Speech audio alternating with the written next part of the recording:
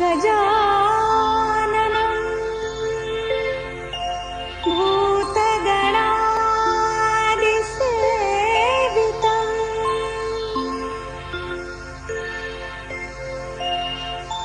कपित्थजम्बुफलचारु भक्षणम् उमासुतं शोकविनाशकारकम्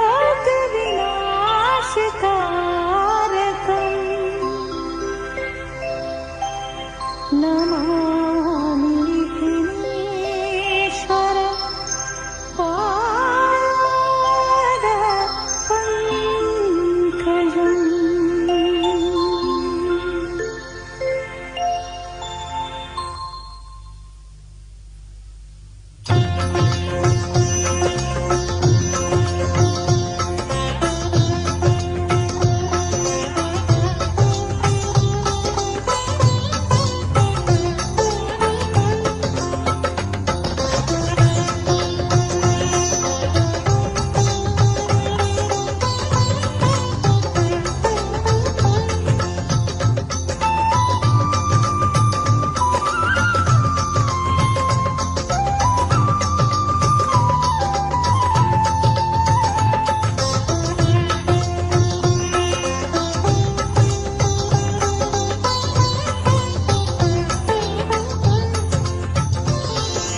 जय गणराया श्री गणराया, जय गणराया श्री गणराया, मंगल मूर्ती मोरया। जय गणराया श्री गणराया मंगल मूर्ती मोरया, मंगल मूर्ती मोरया, मंगल मूर्ती मोरया, मंगल मूर्ती मोरया। मंगल मूर्ती मोरया। जय गणराया श्री गणराया, जय गणराया श्री गणराया, मंगल मूर्ती मोरया।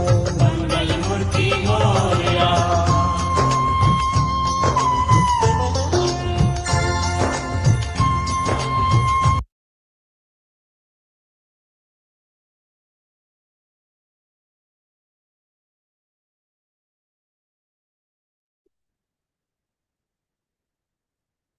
ஜெய் ஸ்ரீ மாதாஜி. எல்லோருக்கும் வணக்கம்.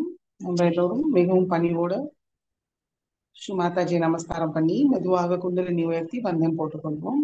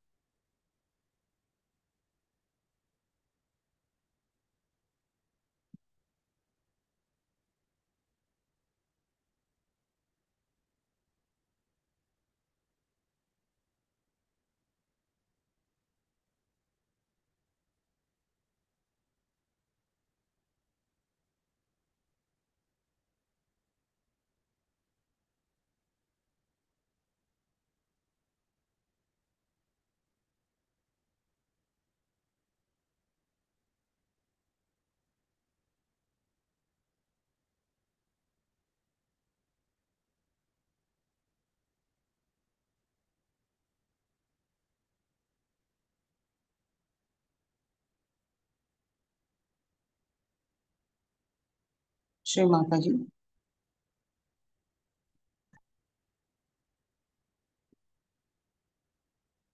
தயவு செய்து இன்றைய தியானத்துக்கு அனுமதியை தந்து வழி நடத்துங்கள் தாயே. எங்களுக்குள் உள்ள எல்லா விதமான அறியாமையை முழுமையாக நீக்கிவிடுங்கள், மாயையை நீக்கிவிடுங்கள்.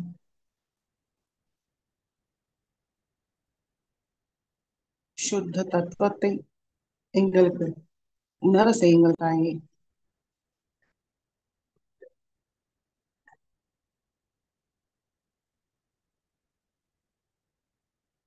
எங்களுடைய இச்சா சக்தி, காரிய சக்தி, ஞான சக்தியை தூய்மைப்படுத்துங்கள், ஒருங்கிணைப்படுத்தி இன்றைய தியானத்தில் எங்களுக்கு சிந்தனையற்ற விழிப்புணர்வு நிலையை தந்தருளுங்கள் தாய்.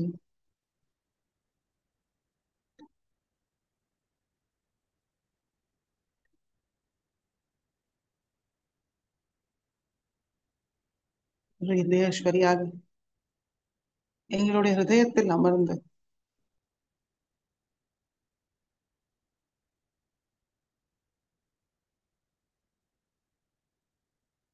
எங்களை ஆட்கொண்டு அருள வேண்டும்.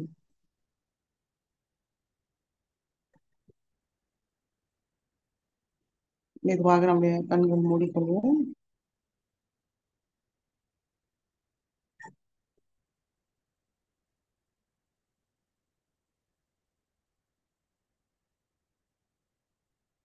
நம்முடைய கவனம் நம்மளுக்குள் கொண்டு வருவோம்.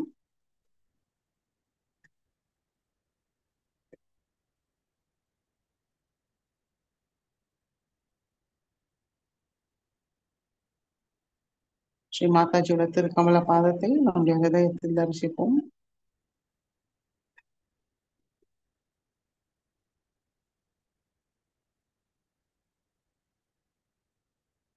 கவனம் இரண்டு உள்ளங்கையும் சகசிராரம்,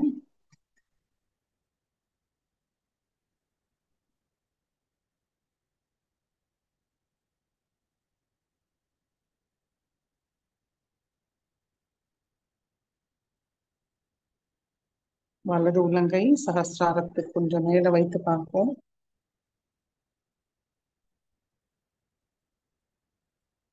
அன்னையோட அன்பு சக்தி நுண்ணுதர்கள் வடிவமாக நம்மளால உணர முடியாதான் கவனிப்போம்.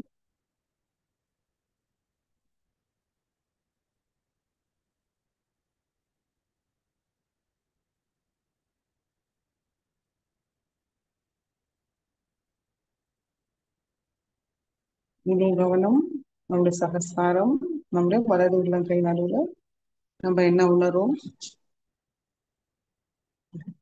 அது மீது வைப்போம்.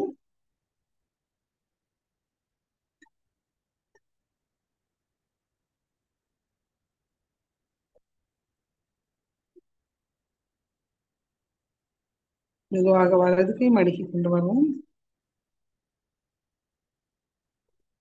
இடது கை சகசிராரத்துக்கு கொஞ்சம் மேல வைத்து பார்க்கலாம்.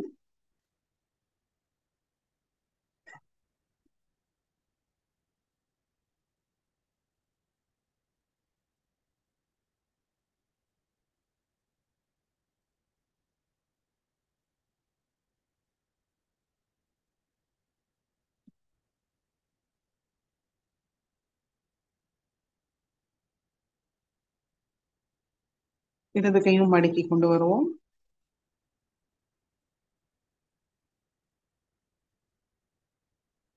சில நொடிகள் அமைதியாக உட்கார்ந்திருப்போம். கவனம் இரண்டு உள்ளங்கையும் சகசிராரம்.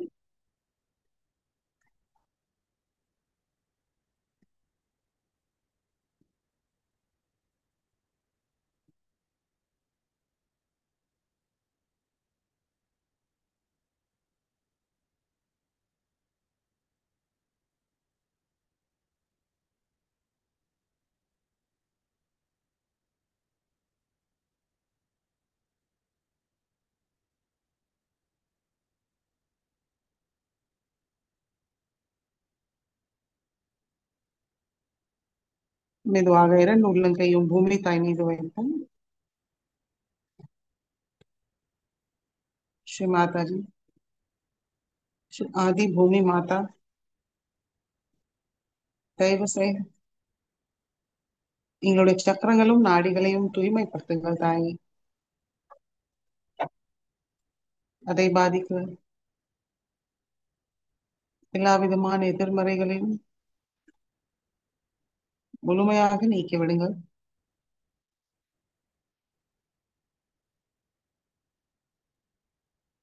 எங்களுடைய சுத்திகரிங்கள் தாயே, தூய்மை அடைய செய்யுங்கள்.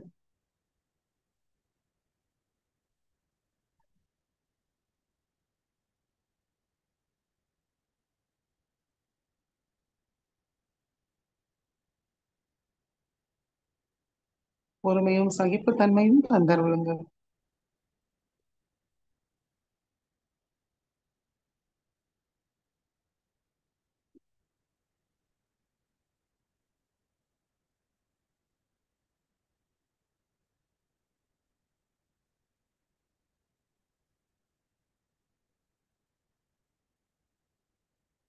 श्री आदि भूमि माता साक्षात ओम त्वमेव साक्षात् श्री आदि भूमि माता साक्षात् श्री आदि शक्ति माता जी श्री निर्मला देवी नमो नमः।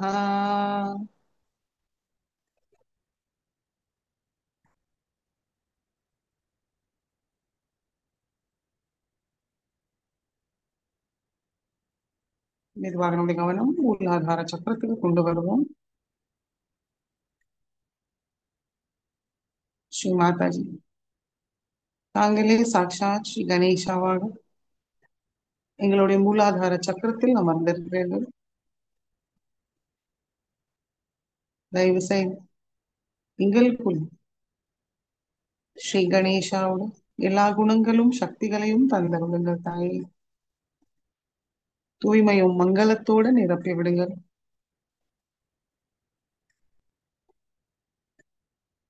பணிவு கீழ்ப்படிதல் குணமும்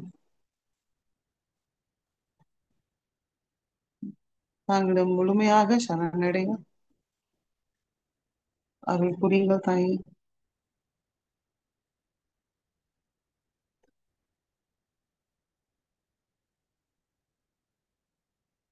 எங்களுக்குள் கணேச தத்துவத்தை நிலைநிறுத்துங்கள்.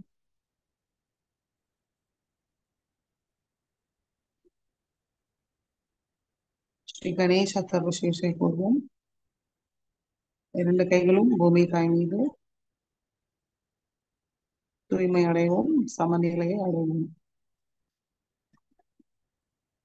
ஓம் नमस्ते गणपतये त्वमेव प्रत्यक्षं तत्त्वमसि त्वमेव केवलं कर्तासि त्वमेव केवलं धर्तासि त्वमेव केवलं हर्तासि त्वमेव सर्वं खल्विदं ब्रह्मासि त्वं साक्षादात्मासि नित्यम् हृदं वच्मि सत्यं वच्मि अवत्वं मामवक्तारम् अवशोतारम् अवदातारम् अवधातारम् अवानुचानमवशिष्यम् अवपश्चातात् अवपुरस्तात् अवोत्तरातात् अवदक्षिणातात् अवचोद्वातात्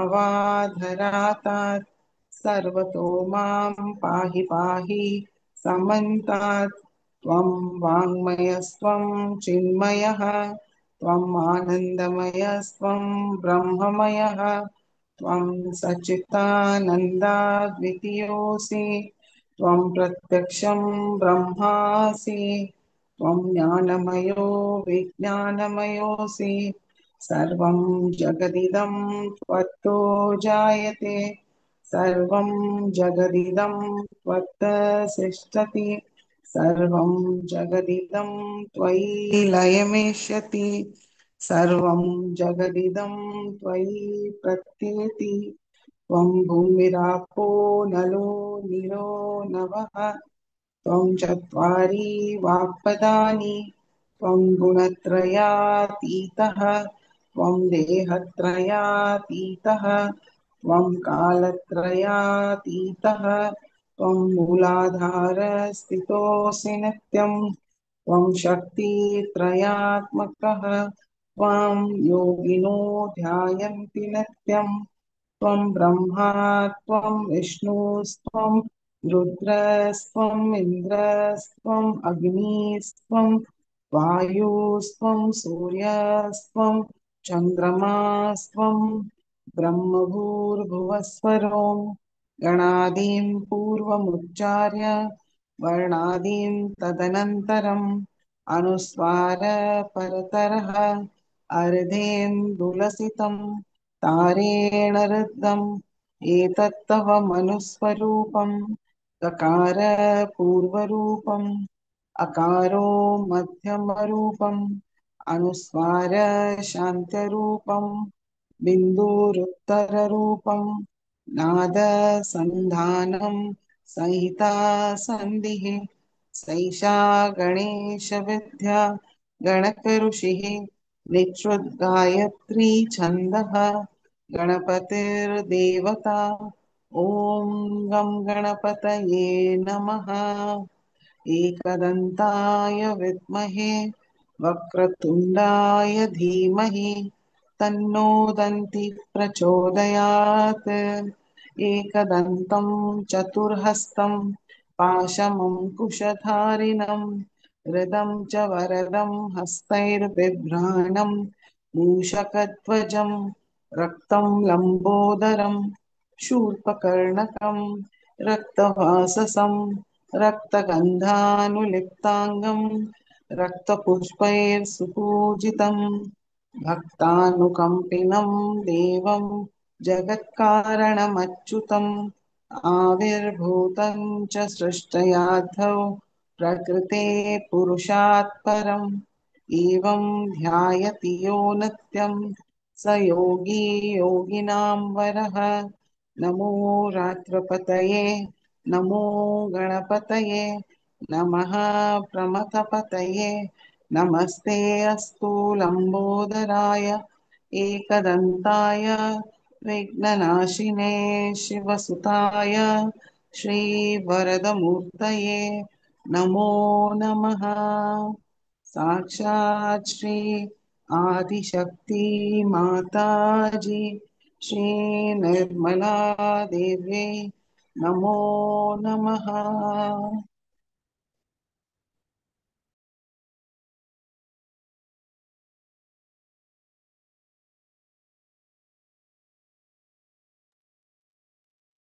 மெதுவாக இரண்டு கைகளும் மடக்கிக் கொண்டு வருவோம்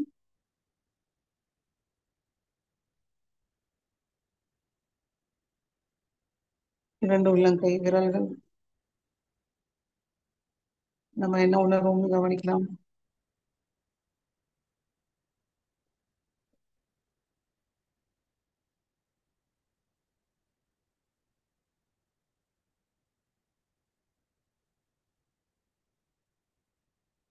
வலது கை இடது சுவாதிஷ்டான சக்கரத்தில் வைப்போம்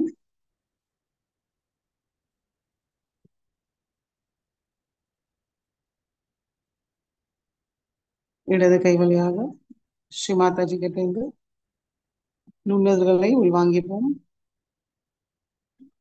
வலது உள்ளங்கை வழியாக நம்மளுடைய இடது சுவாதிஷ்டான சக்கரத்துக்கு கொண்டு சேர்ப்போம் மனதார பிரார்த்திக்கலாம்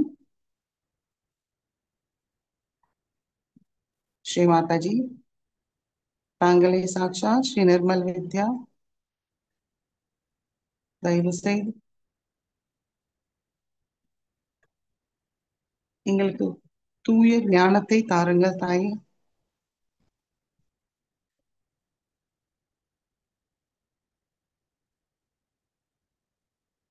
எங்களுடைய எல்லா விருப்பங்களையும் தூய்மைப்படுத்துங்கள் தாங்களுடைய விருப்பமே எங்களுடைய விருப்பமாக இருக்க எங்களுக்கு அருள் புரியுங்கள் அந்த ஒன்றனை நிலையை தாருங்கள் தாயே அந்த ஒன்றினையை அடைய தூய ஞானத்தை தாருங்கள்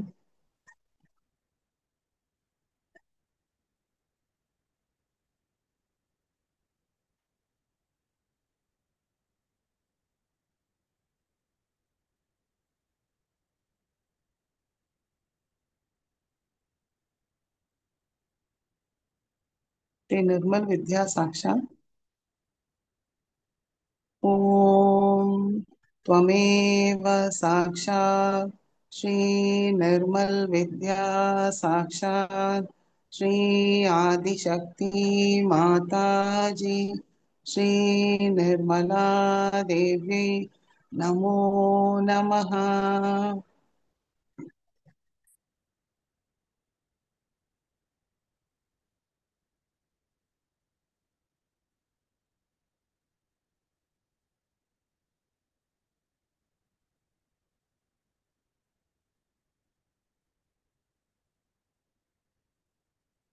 வலது கை இடது சுவாதிஷ்டான சக்கரத்தில் வைத்திருக்கோம் அவங்க என்ன உணர்வுன்னு கவனிக்கலாம்.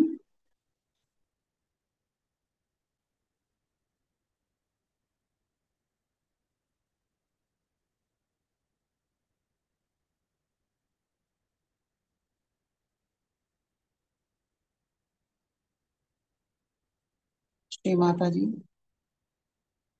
தயவு செய்து எங்களுடைய இடது சுவாதிஷ்டான சக்கரத்தை தூய்மைப்படுத்துங்கள் தாயே.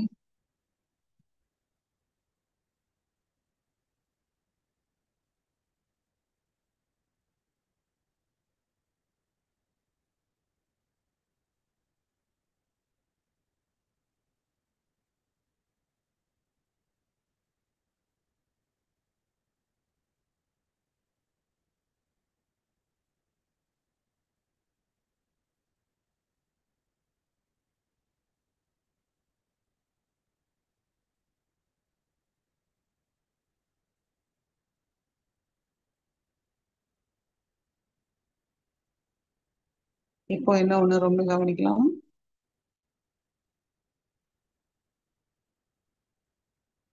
முழுமையாக உணர்வுமான்னு கவனிப்போம்.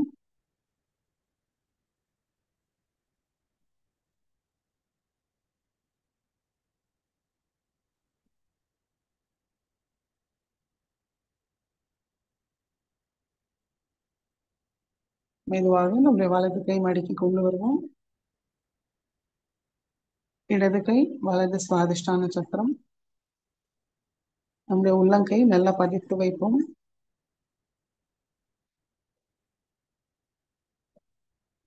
வலது கை வழியாக ஸ்ரீ மாதாஜி கிட்ட இருந்து நுண்ணதுகளை உள்வாங்கி இடது உள்ளங்கை வழியாக நம்ம கொண்டு சேர்ப்போம். ஸ்ரீ மாதாஜி, தாங்களே சாட்சாத் ஸ்ரீ நிர்மல சித்தா,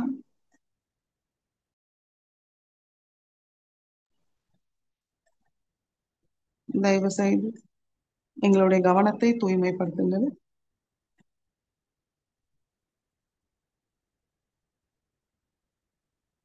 எங்களுடைய கவனம்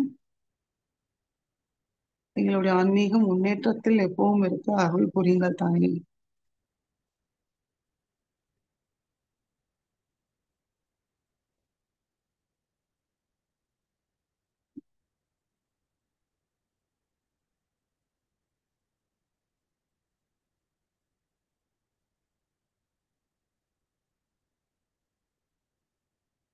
ஸ்ரீ நிர்மல சித்தா சாட்சாத் மந்திரத்தை கூறுவோம். ஓம் त्वमेव साक्षात् श्री निर्मल चित्ता साक्षात् श्री आदिशक्ति माताजी श्री निर्मला देव्यै नमो नमः.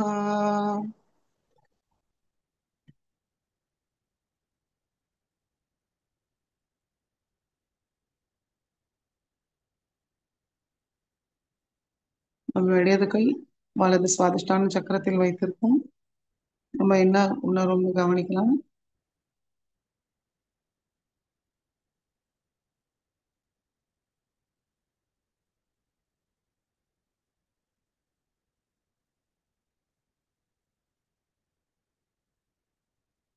ஸ்ரீ மாதா, தயவு செய்து எங்களுடைய வலது சுவாதிஷ்டான சக்கரத்தை தூய்மைப்படுத்துங்கள்.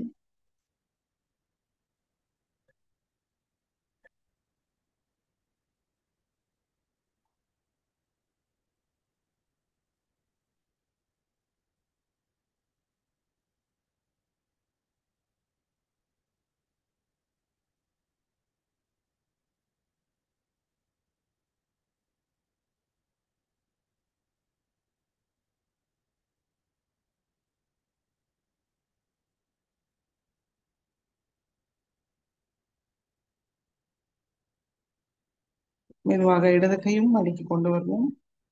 இரண்டு கைகள் மடி மீது.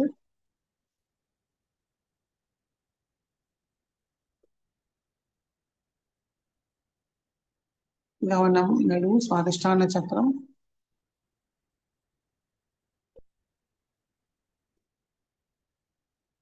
ஸ்ரீ மாதாஜி, தாங்களே சாக்ஷாத் ஸ்ரீ பிரம்மதேவ சரஸ்வதி, எங்களுடைய சுவாதிஷ்டான சக்கரத்தில் அமர்ந்திருக்கிறீர்கள் தாயே.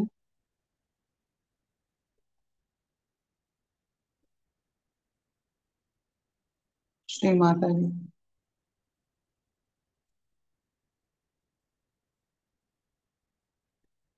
தயவு செய்து எங்களுக்கு தூய படைப்பாற்றல் சக்தியை தாருங்கள்.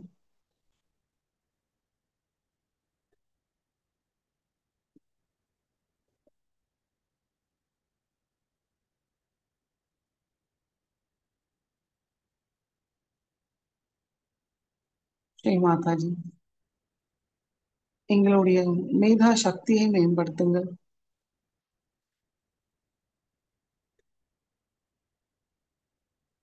எங்களுடைய வாக் சக்தியை தூய்மைப்படுத்துங்கள்.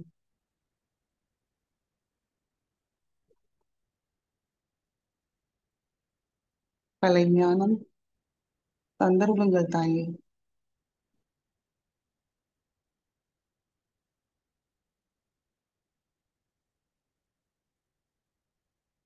கலை ரசிப்போம்.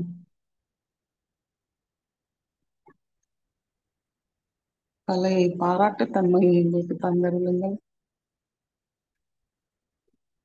அதில் ஆனந்தத்தை அனுபவிக்கவும் அருள் புரியுங்க தாயே.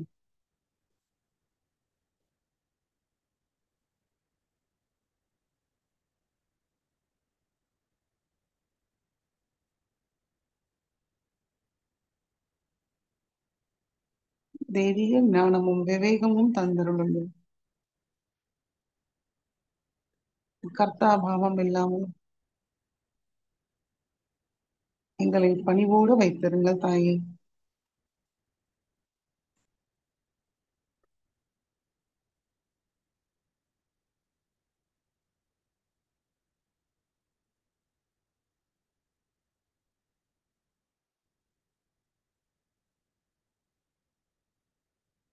ஸ்ரீ பிரம்மதேவ சரஸ்வதி சாட்சாத்.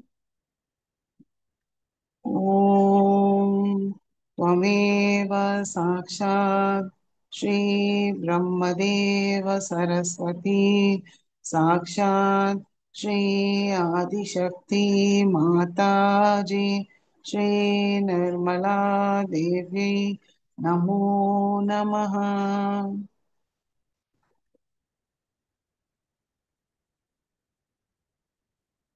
இரண்டு உள்ளங்கையும் மடியிலிருந்து கொஞ்சம் சுத்தி மேல வைத்து பார்ப்போம்.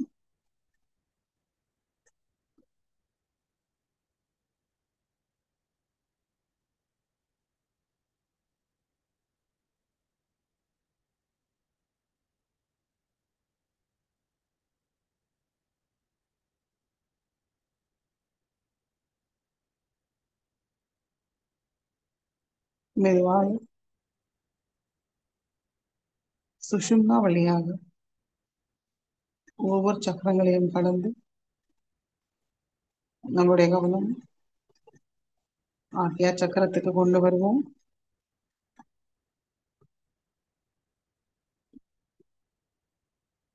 நம்முடைய வலது கை ஆக்யா சக்கரத்தில் வைத்து மனதார பிரார்த்திப்போம். ஸ்ரீ மாதாஜி, தயவு செய்து எங்களுடைய ஆக்யா சக்கரத்துக்குள் வாருங்கள். எங்களுடைய ஆக்யா சக்கரத்தை தூய்மைப்படுத்துங்கள் தாயே. எங்களுக்கு மன்னிக்கும் சுபாவம் தியாக மனப்பான்மையை தந்தருளுங்கள்.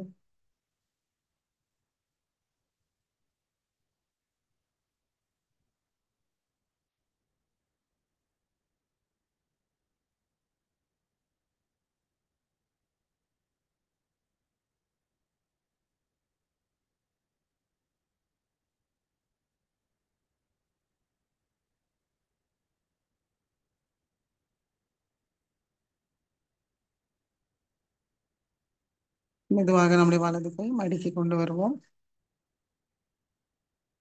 கவனம் மெதுவாக சகஸ்ராரத்துக்கு கொண்டு வருவோம்.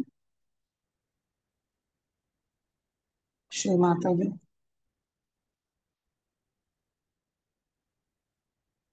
தாங்களே சாட்சாத் ஸ்ரீ சஹஸ்ரார சுவாமினி சகஜ யோகதாயினி ஆதிசக்தி.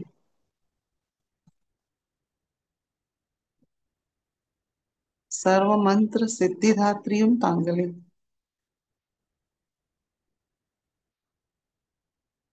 ஸ்ரீ மாதாஜி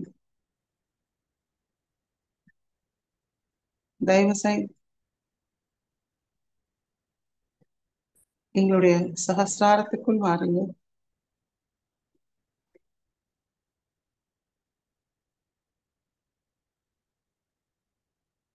தங்களுடைய திருக்கமல பாதத்தை எங்களுடைய சகஸ்ராரத்தில் பதித்து வையுங்கள் தாயே.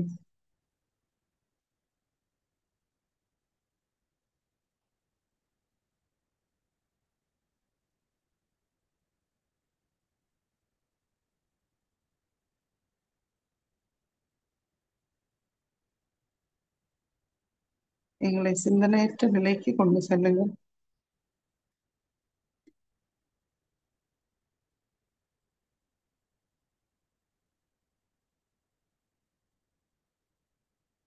மூன்று மகாமந்திரத்தை கூறி சில நிமிடம் தியானத்தில் இருப்போம். ஓம் त्वमेव साक्षात् श्री महालक्ष्मी महासरस्वती महाकाली त्रिगुणात्मिका कुण्डलिनी साक्षात् श्री आदिशक्ति माताजी श्री निर्मला देवी नमो नमः। ॐ त्वमेव साक्षात् श्री कल्की साक्षात् श्री आदिशक्ति माताजी श्री निर्मला देवी नमो नमः। ॐ त्वमेव साक्षात् श्री कल्की साक्षात् श्री सहस्रार स्वामिनी मोक्षप्रदायिनी माताजी श्री निर्मला देवी नमो नमः।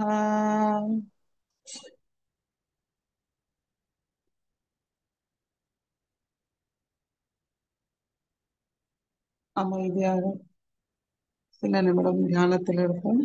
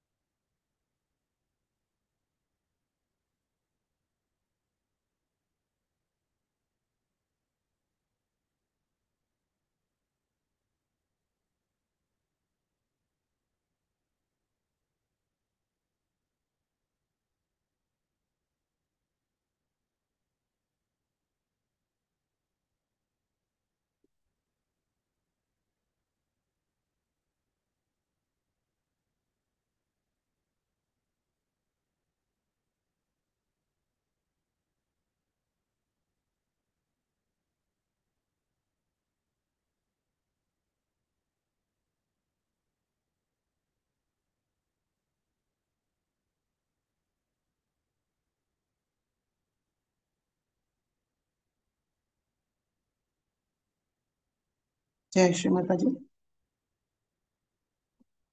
கண்களை திறந்து ஸ்ரீமாதாயோட சொற்பொழிவை கேட்போம்.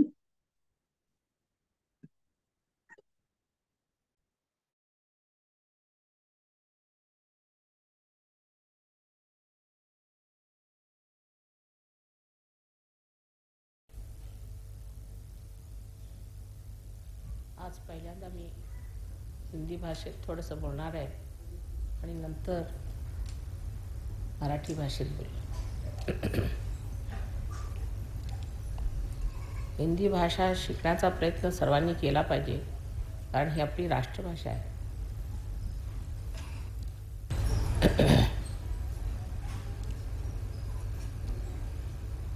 पूना शहर का नाम वेदों में, पुराणों में सब जगह मशहूर है. इसको पुण्यपट्टनम कहते हैं, पुण्यपट्टनम.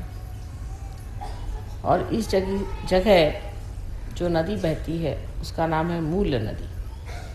जो यहाँ से मूल बहता है, ऐसी ये नदी यहाँ पर हजारों वर्षों से बह रही है और इस भूमि को पुण्यवान बना रही है.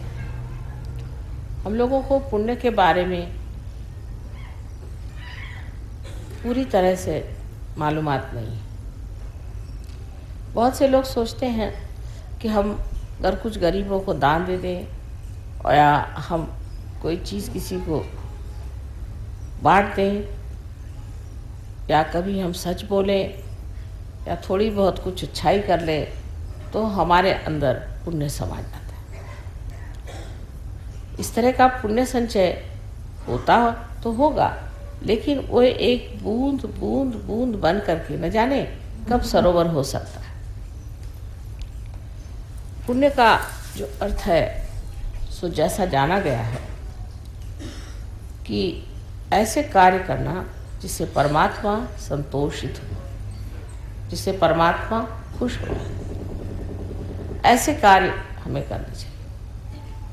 और जो आदमी ऐसे कार्य करता है वही पुण्यवान आत्मा होता है, क्योंकि जब वो परमात्मा को खुश कर देता है तो उस पर जो आशीर्वाद परमात्मा के आते हैं वो उसको पुण्यवान बना देते हैं. परमात्मा की जो शक्तियाँ उसके अंदर आ जाती हैं वो उसके अंदर एक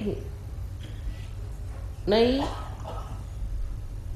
चेतना कहिए या नया व्यक्तित्व कहिए, एक नई हैसियत कहिए, प्रकट करती है. उस हैसियत में मनुष्य ऐसा हो जाता है कि जो वो कहीं भी जाए, किसी भी घर में जाए, किसी भी दालान में जाए, किसी आंगन में जाए, किसी देश में जाए, विदेश में जाए, जहाँ भी जाए, वहाँ परमात्मा का आशीर्वाद झरने लग जाता है. जैसे कि एक छत्र छाया सी उसकी बन जाती है, ऐसे पुण्यवान पुरुष कहीं भी रहते हैं, उस जगह किसी भी तरह का प्रकोप होना हो तो वो टल जाता है. वैसे लोग जब कभी शहर में, जंगलों में कहीं भी घूमते रहे तो वहाँ जितनी भी दुर्घटनाएं होने वाली थी वो सब खत्म हो जाती. सो इस पुण्य नगरी में इन्होंने जन्म लिया है, वो विशेष पुण्य लोग हैं, पुण्यवान लोग हैं.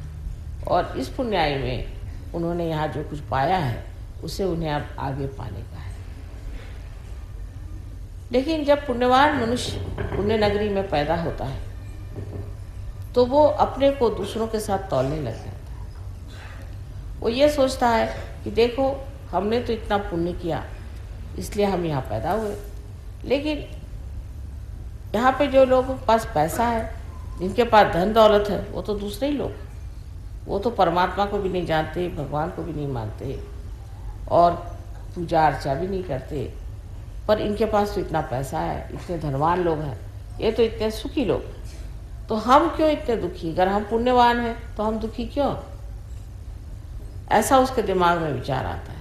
जब ये विचार उसके अंदर आ जाता है तो वो फिर या तो सोचता है कि हमारी समझ में आ ही नहीं बात, कोई हर्ज नहीं, ऐसा सोच करके अपने धर्म में जुटा रहता है, और या तो वो बदल जाता है और वो सोचता है कि नहीं, किसी तरह से भी पैसा जोड़ना या दुनिया की चीज़ें दौड़ना, दुनिया की इज्जत जोड़ना, यही सबसे बड़ी बात है।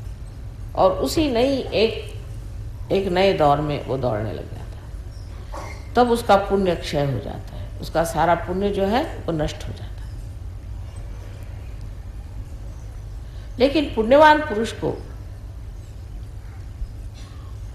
पैसे की इच्छा होना बड़े आश्चर्य की बात है। कलयुग में सब कुछ हो सकता है। ये मुझे खुद देख करके आश्चर्य होता है कि कलयुग में अगर कोई रियलाइज सोल भी पैदा हो तो वो भी शराब पी सकता है, ड्रग्स ले सकता है, मारामारी कर सकता है, दुनिया भर के काम एक रियलाइज सोल, जिसे कि हम पुण्यवान मनुष्य समझते हैं, वो ये सब कर सकता है। ये कलयुग की खिंचाव है, उसका एक तरह का असर है, उसका वातावरण इतना ज़बरदस्त है। पुण्यवान मनुष्य भी जब संसार में आता है और जब इस चीज़ की तरफ में उसकी नज़र जाती है तो वो उधर खिंच जाता है और उसके अंदर ये कमज़ोरियाँ धीरे धीरे आने लग जाती हैं। ये कलयुग की एक बड़ी भारी हमारे ऊपर में दहशत है। लेकिन इसका एक दूसरा इलाज है कि ये जो दहशत हमारे ऊपर है और जो हमारे पर कलयुग छाया हुआ है, ये अगर सोच विचार किया जाए तो क्यों आया? कलयुग आने की ज़रूरत क्या थी? अगर कलयुग आया है तो उसका भी तो कोई कारण होना चाहिए। उसके बारे में एक दमयंती आख्यान में लिखा हुआ है कि एक बार दमयंती के पति नल को कली मिल गया, उसने उसे पकड़ लिया। उसे कहा कि देखो, तुमने हमारे पत्नी से बिछोह कराया था और इतना हमें दुख दर्द दिया, अब मैं तुम्हें मार डालूंगा। तो कली ने कहा कि हाँ भाई, ये तो बात सही है, तुम चाहो तो मुझे मार डालो, लेकिन मेरा भी एक महात्म्य है। उसने कहा तुम्हारा क्या महात्म्य हो सकता है? तुम तो सब दुनिया में भ्रम डालते हो, उनको विभ्रम में फंसा देते हो और गलत रास्ते पर लोग चले जाते हो। तो उन्होंने कहा कि महात्म्य बहुत बड़ा है कि जब ऐसा होता है और ऐसी हालत में ही मनुष्य की अग्नि परीक्षा होती है, उस वक्त ही वो जाना जाता है कि आदमी कितना सच्चा है या कितना झूठा है। इसी तरह से पहचाना जा सकता है कि आदमी में कितना पुण्य है और कितना अपुण्य है। अगर उसके आगे कोई अग्नि परीक्षा न हो तो वो जाना नहीं जा सकता। जैसे कि बाइबल में भी कहा गया है कि जो मनुष्य कलयुग में पैदा होगा उसका लास्ट जजमेंट हो जाएगा, उसको जाना जाएगा कि उसमें पुण्य कितना है, अपुण्य कितना है। तो इसका ये महात्म्य है कि इससे हमारी अग्नि परीक्षा होती है। और उसने ये भी कहा कि इतना ही नहीं कि अग्नि परीक्षा होगी, ह्यावेळेला फोटो घेऊ नका, मेरे फोन आहे बस तिकडे दारात।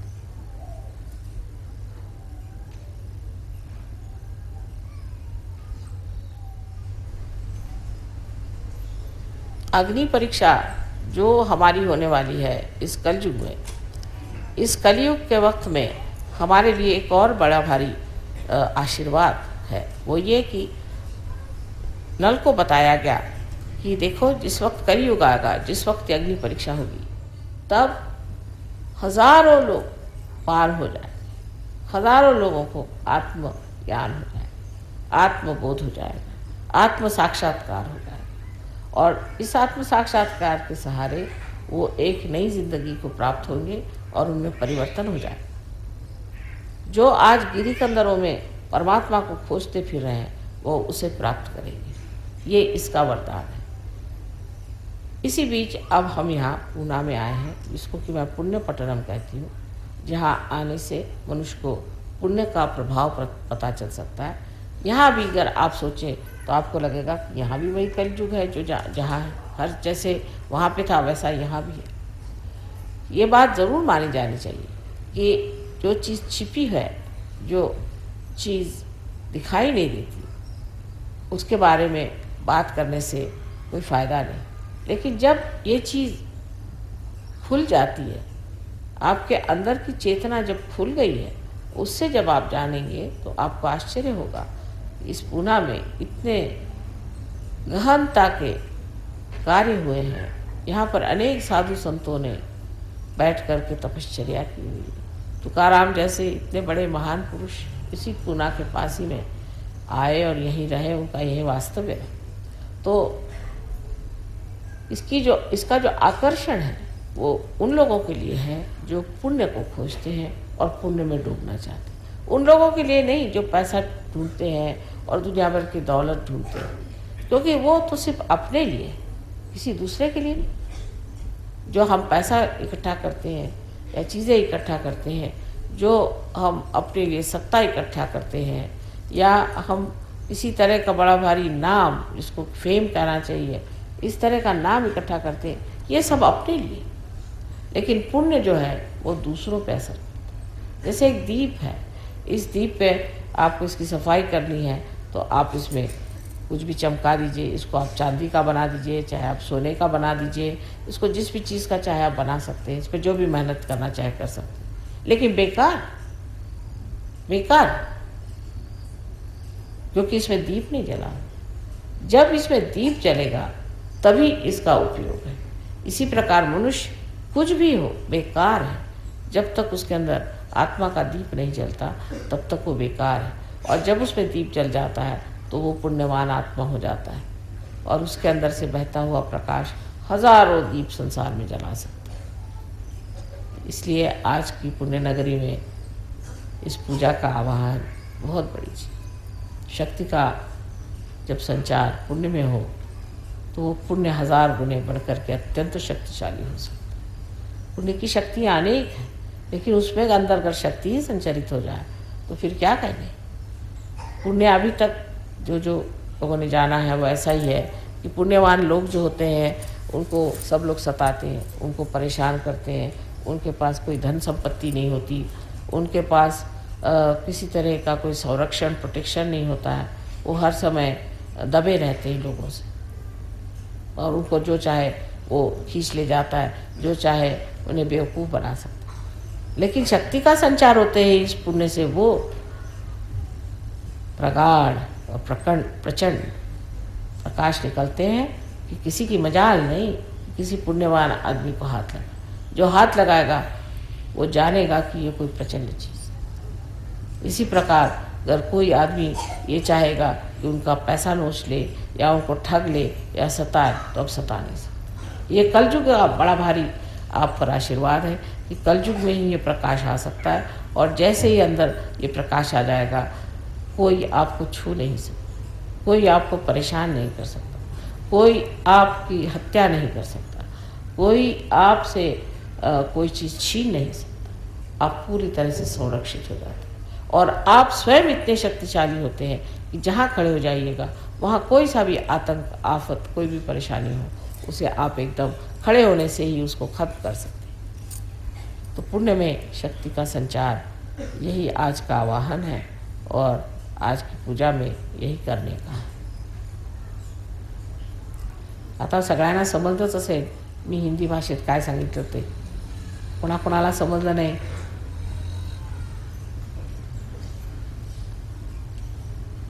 भाषेला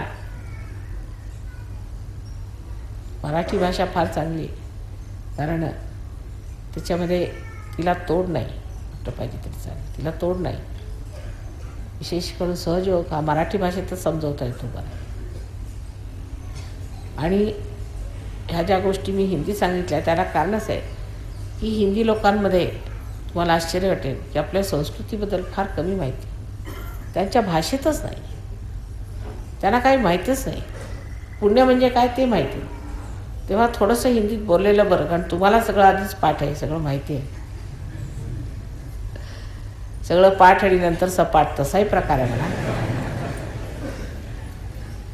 पण तरीसुद्धा असं म्हटलं पाहिजे की आपल्याला फार मोठी संतांची इथे शिकवण जी मिळालेली आहे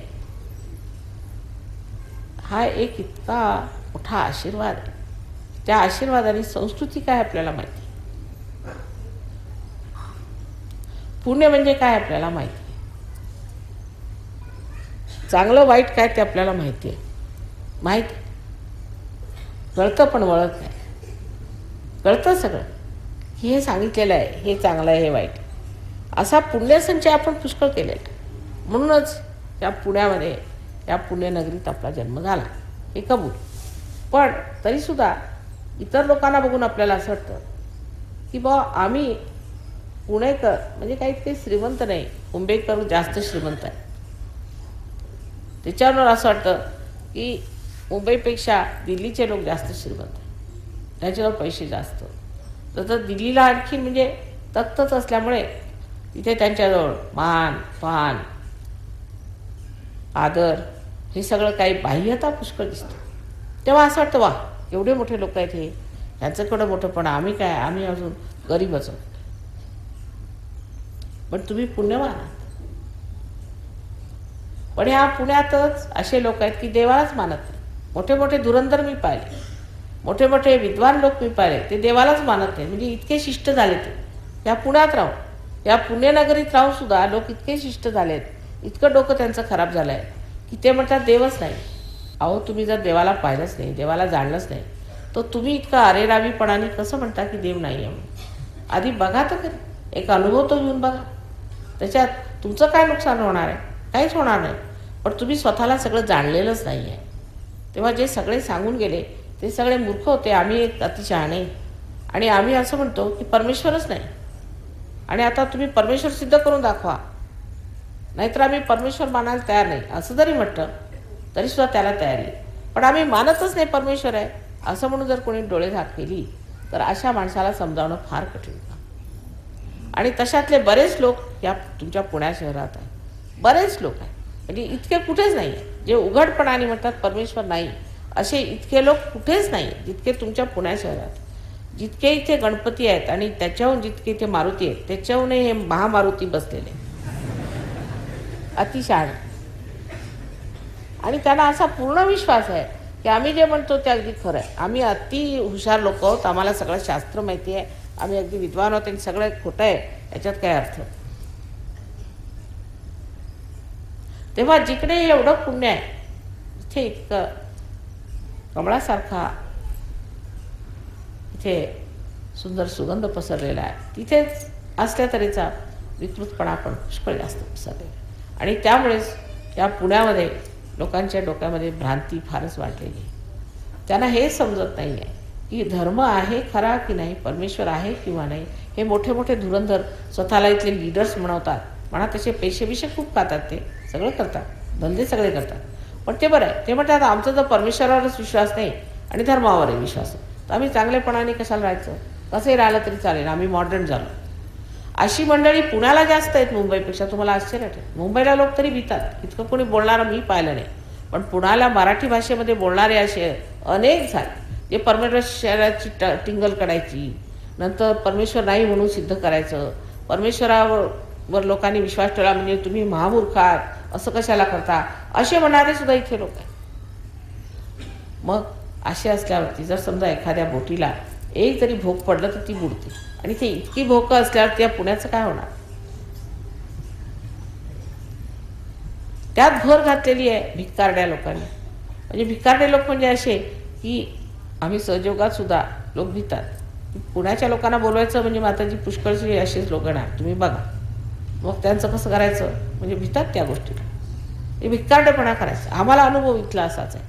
इथे आलं की लोक आपले फुकट तास जर जेवायला मिळालं तर उत्तम, माताजी करतात, मग काय माताजी पैसे द्यायला तयार आहेत, मग कशाला. ही एक प्रवृत्ती म्हणजे मनाची श्रीमंती नाही. आणि ही येण्याचं कारण सुद्धा हेच आहे की जे पुण्य म्हणून शिकवतात, ज्या लोकांनी पुण्य म्हणून करा म्हटलेलं आहे, जे लोक तुमच्या समोर येऊन प्रवचनं करतात आणि सगळं काय करतात, ते स्वतः पैशाच्या मागे असल्यामुळे बाकीच्या लोकांना असं वाटतं की हे तरी काय मोठं आम्हाला ब्रह्मज्ञान सांगायला बसले आहे, पण स्वतः हे असेच आहे. तेव्हा सर्व जनतेमध्ये या दोन्ही गोष्टींचा परिणाम झालेला आहे. एक तर जे धर्मप्रवर्तक आहेत किंवा धर्माबद्दल बोलतात ते स्वतः तुमचे पैसे खातात. हां, तुम्हाला काय पाहिजे असं विचारतात, काय पाहिजे, मुलगा पाहिजे ना, चालेल, पण 100 रुपये मिळू. आणि जर तुम्ही 50 रुपये दिले तर तुम्हाला मुलगी होणार नाही. बाबा 100 काय, तुम्ही 108 घ्या, पण आम्हाला मुलगाच पाहिजे. कशाला मुलगा, म्हणजे उद्या पैशाला बरा, सुनेने हाकलून लावलेलं कुणाच्या लक्षात येणार नाही. पण त्यासाठी म्हणून आम्हाला मुलगा पाहिजे, कारण आम्हाला पैसे कमवता असला पाहिजे. आणि त्याने मग दरिद्रता वाढत गेली आणि ती दरिद्रता स्वभावात सुद्धा आलेली. कारण सगळीकडे तुम्ही रोज आता हजारो देवळं आहेत तिथे, हजारो देवळं आहेत. प्रत्येक देवळात गेलं किंवा देवाला पैसे घाला. आणि त्या देवाला काही पैसे समजतात का? कधी देवाला पैसे समजतात? त्यांनी कधी पैसे पाहिले आहेत का? काय असतात तो प्रकार? त्यांना पैसे घाला. देवाला इथे 4 पैसे तुम्ही इथे घाला, इथे 1 पैसा घाला म्हणजे झालं. पूजा करायची म्हणजे काय? केवढा मोठा तुम्ही नारळ आणा, त्यातले आम्ही तुम्हाला एवढा नारळ देतो, बाकी सगळं आमच्या पोटात. हे रोज अगदी बघून बघून माणसाच्या मनाची जी श्रद्धा, जिच्यामध्ये आंतरिकता असायला पाहिजे, ज्याच्यामध्ये स्वच्छता असायला पाहिजे, ज्याच्यामध्ये विश्वास असायला पाहिजे, त्याच्या जागी फक्त हे की हा आता आहे ना, देखल्या देवादेव दंडवत, बस, त्याच्या पुढे काय नाही. ही एक प्रवृत्ती आल्यामुळे, पैसा सगळं काय झाल्यामुळे कसंही मिळाला तरी चालेल. मान पान स्वतःच्याबद्दल काही आत्मसन्मान ह्याचा कुणाला विचार राहत. आत्मसन्मान नकोच, कशाला? मिळतं ना मग, देतात ना मग, कशाला घ्यायचं? तर ह्या एका फारच विचित्र परिस्थितीमुळे पुण्यामध्ये सुद्धा जी आपण प्रवृत्ती बघतो ती अशी की एवढ्या पुण्यवान स्थितीमध्ये, इतक्या पुण्यवान जागेमध्ये साधू संत दिसत, साधूंची लक्षणं दिसत, साधूसारखं लोकांचं वागणं दिसत नाही. साधूला केवढा मान असतो. एखाद्या साधूला घरी बोलवायचं म्हणजे जन्मजन्मांतरातली तुमची तपस्या पाहिजे, नाही तर तो तुमच्या दारात येणार कसा? म्हणजे खरा साधू म्हणते. उपटसुंभांची गोष्ट सोडा, तो तुमच्या दारात येण्यासाठी तुम्हाला केवढं तरी पुण्य खर्ची घालावं लागेल, तेव्हा तो तुमच्या दारात येईल. पण आता उठल्या सुटल्या इथे रस्त्यावरती साधू संत फिरतात, त्यांच्यामध्ये काही साधुता नाही. आणि ती साधुता नसल्यामुळे पुण्यनगरी म्हणजे काय, ह्याच्यातल्या देवळामुळे पुण्य झालेली नाही, इथल्या मानवांच्यामुळे झालेली. यांच्या मानवामध्ये किती साधू आणि संत आहेत, कितींमध्ये साधूची लक्षणं आहेत. तर इथल्या लोकांची जी एक स्वतःची क्वालिटी आहे, स्वतःचं जे एक चारित्र्य आहे, ते कसं आहे त्याच्यावर पुण्य अवलंबून असतं. ते जर पुण्य आपण कमवलेलं असतं, आत्मसन्मानाचं, तसंच आत्मसाक्षात्काराचं जर आपण पुण्य कमवलं आणि त्यात आपण आपली वाढ करून घेतली, तर इथे काही कठीण काम नाही. कारण जमीन इथली फारच सुपीक आहे. पुण्यासारखी जमीनच नाही संबंध ब्रह्मांडात. पण जमीन असली तरी प्लास्टिकच्या बियांनी काही झाडे येणार नाहीत. आणि प्लास्टिकच्या बिया लावून ठेवल्यात तुम्ही तर करायचं काय? आम्ही अत्यंत सुपीक जमीन आहे, पण डोकी सुद्धा इतकी सुपीक आहे तिथे की त्या सुपीकपणामध्ये जे जे निघालेलं आहे ते तुम्हाला सांगितलं मी आधीच, की देवावर विश्वास ठेवायचा नाही. देव म्हणजे कोण? वाह्यातासारखं काहीतरी, म्हणजे अत्यंत ज्याला म्हणतो ना आपण अत्यंत कमी दर्जाचं असं लिखाण सुद्धा लोकांनी करून ठेवलेलं आहे. देवाची टिंगल करायची जसं का त्यांच्या खिशातच बसला ते. त्याच्याबद्दल काही आदर काही सुद्धा. दुसरे लोक जे सांगितले मी की त्यांनी धर्माच्या नावावरती इथे इतकी कमाई केली, लोकांना इतकं दिशाभूलीत घातलेलं आहे. तर तऱ्हेचे इथे प्रकार आम्ही पाहिले. इथे पुण्याला जेव्हा मी पहिल्यांदा आले ते तेव्हा माझ्या प्रोग्रामला एक बाई आल्या, त्या पुष्कळ लोक होते. त्यांच्या अंगात भूत आलं, त्या लागल्या हू करायला. सगळ्या बायका कुंकू लावायला धावल्या त्यांच्या. त्यांना पहिल्यांदा मी पाहिलं की हा प्रकार काय मूर्खपणाचा आहे. तिच्या अंगात भूत आलं, तिला कुंकू लावायला कशाला धावून राहिले, तिच्या पायावर पडायला लागले. तर मी एकदम लाईट्सच गेल्या नशिबाने आणि मी मागावर दारावरती निघून आले. म्हटलं या लोकांना काय सांगावं. म्हणजे हे सगळं असून त्याशिवाय महामूर्खपणा पण आहे. म्हणजे एका बाईच्या अंगात आलं तर ते अंगात येतं हे त्याच्या लक्षात येत. अंगात आलं म्हणजे देवी आली. अहो देवी कोणाच्या अंगात, त्याला काही सोपं काम आहे का? फार कठीण काम आहे. देवीला झेपू शकतं का कोणचंही अंग? अंगात म्हणे देवी आली आणि ही देवी नंतर मग भांडी घासते, लोकांची धुणी धुते आणि पैसे मारते आणि मग तिच्या अंगात देवी येते. हा जो धर्मभोळेपणा किंवा बाबळेपणा म्हणा, पण मी ह्याला महामूर्खपणा म्हणे. हा इतका जास्त आहे की त्याच्यामुळे लोकांना दिशाभूलच म्हटली नाही पाहिजे, पण एक तऱ्हेची भ्रांती आलेली. आमच्या इथे पुष्कळ अशा लेडीज येत होत्या की ज्यांच्या अंगात येत असेल, देवी यायची त्यांना, सगळं व्हायचं आणि झीटून पडायचे. माझ्यासमोर आल्या की झीट यायची त्यांना. म्हणजे प्रोग्रामच करणं कठीण झालं होतं. तेव्हा म्हटलं ह्या पुण्यनगरीत एवढी भूतं कुठं आली बाबा, तमके बुवा असं का? आणि मग त्या बुवानी केलं काय? नाही, फक्त अंगारा दिला मला. हो का? तुम्ही काय केलं? मी खाल्ला तो झालं. म्हणजे अशा तऱ्हेचे त्याला म्हणायचे स्त्री आचार आणि ब्राह्मणाचार, ह्याच्यामध्ये हा संबंध पुण्यात डुबून गेला. तेव्हा धर्माचा हा तुम्ही निकाल लावला आणि बाकी परमेश्वराची तर तुम्ही गोष्टच काढू नका. कारण परमेश्वराच्या गोष्टीबद्दल अतिशहाणे बसलेलेच आहेत सांगायला की परमेश्वर म्हणजे नाहीच आहे, सायन्स म्हणजे सगळं काही.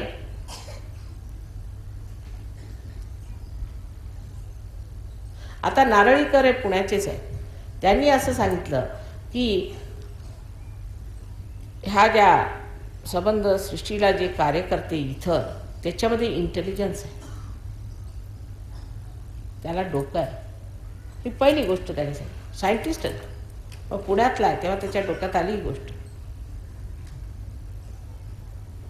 पण तरी सायंटिस्ट जाणार कुठपर्यंत? बाहेरून तुम्ही जर एखाद्या झाडाची निगा ठेवायची म्हटली तर पानाला तुम्ही द्याल पाणी तर जाणार का आतमध्ये? फुलाला दिलं पाणी तर जाईल का आतमध्ये? नाही जाणार. तुम्हाला त्याच्या मुळातच पाणी घालायला पाहिजे आणि त्याच्या मुळात पाणी घालण्यासाठी तुम्हाला उतरायला पाहिजे आणि त्यासाठी तुम्हाला सुद्धा सूक्ष्म झालं पाहिजे. ती सूक्ष्मता आल्याशिवाय तुम्ही काहीही कार्य केलं ते बाह्यातलं आहे, सगळं बाह्यात राहून जाणार. पण इतकं बाह्यात आलेलं आहे की पुण्यवान शोधून सापडत नाही. मग ते झालं सगळं काही व्यवस्थित म्हटलं पाहिजे की संबंध भूतांचं राज्य जरी म्हटलं तरी ते व्यवस्थित होऊ शकतं, किंवा शैतानाचं म्हटलं तर त्याचंही होऊ शकतं, व्यवस्थित होऊ शकतं. पण तरीसुद्धा ही भूमी इतकी कडक आहे की कोणी आले तर त्यांना हाकलून लावते, फेकून लावते, त्यांचं जाळपोळ करते. त्या भूमीचं हे वैशिष्ट्य. पण हे सगळं असून सुद्धा एक जर आपण एवढं लक्षात ठेवलं की आपण अशा महान भूमीमध्ये जन्माला आलो जी संबंध ब्रह्मांडामध्ये पुण्यवान आहे. आता ह्याच्याहून श्रीमंती काय असणार, ह्याच्याहून मोठेपणा काय असणार, ह्याच्याहून मान आदर काय असणार? अहो, तुमच्या पुण्याच्या मातीचं एवढं महत्त्व आहे. लोक इथून सगळे पुण्याची माती घेऊन गेले, तुम्हाला माहिती नाही. आम्ही लंडनला ते आता आश्रम बांधा तर तिथे माती घेऊन आले. म्हटले माती कुठं आणली? म्हणे पुण्याची आम्ही माती घेऊन. त्यांना अक्कल आहे तुमची आणि इथे अतिशहाणे सांगतात की देव नाही. आणि ती माती घातली त्यांनी. आपल्याला त्याचे आता तरी मी किती वर्णन करून सांगितलं, किती म्हटलं तरी तुम्ही म्हणाल माताजी ह्याचा साक्षात द्या. आता देऊ कसं? कारण ह्या सर्व गोष्टी मध्ये मध्ये असल्यामुळे तुम्हाला ह्याच दिसतात. कारण ह्या ढोबळ आहेत ना, ह्या बाह्यातल्या आहेत ना, ग्रोस आहेत ना. सूक्ष्मातलं दिसायला सूक्ष्म आला पाहिजे. तुम्ही सूक्ष्म झाला म्हणजे मी काय म्हणते ते सगळं तुम्हाला कळेल, म्हणून सूक्ष्म व्हायला पाहिजे.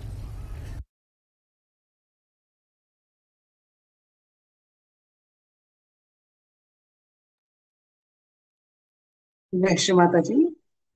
ಕಣ್ಗಳು ನೋಡಿ ಶ್ರೀರಮಣ ಧ್ಯಾನದಲ್ಲಿರುತ್ತೆ.